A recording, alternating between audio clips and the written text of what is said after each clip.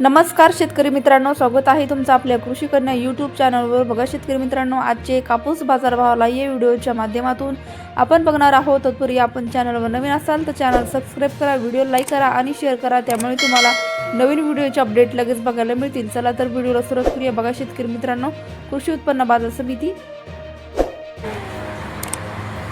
Amravati अवकाली 50 quintal, किमान दर 8,200 रुपये, कमाल दर 8,450 रुपये, सर्वसाधारण दर 8,325 रुपये।